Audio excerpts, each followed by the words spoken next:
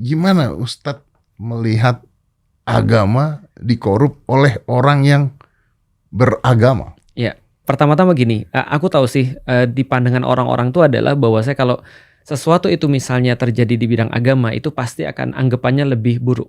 Dan itu juga nggak salah sih sebenarnya. Saya menganggap gitu, Ustadz. Betul, nggak salah. Karena memang aku juga berpikir begini misalnya, contoh ya misalnya, kalau itu adalah pelecehan seksual. Dengan pelecehan seksual yang dilakukan oleh Ustadz, itu jelas lebih parah pelecehan seksual yang dilakukan oleh Ustadz. Dari segi pandangan.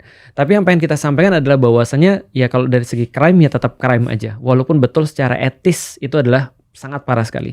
Jadi kita bicara lebih parah itu secara etis. Oke, tapi maaf saya potong ya Ustaz. Tapi kan kalau Anda seorang ustadz atau pemuka agama, Anda jualannya quote on quote, jualannya kan adalah kebaikan gitu. Maksud saya gitu loh Ustaz. Kok bisa kan iya gitu. Nah, kalau Anda mafia narkoba mah perkosa orang mungkin betul. Ya bukan ya udah tapi ya predictable gitu kan. Ya, makanya kita sampaikan bahwasanya ini adalah masalah etis. Karena kalau masalah hukum orang walaupun orang yang memperkosa misalnya ustadz ataupun yang memperkosa adalah pemilik kartel misalnya, tetap aja hukumannya sama ya.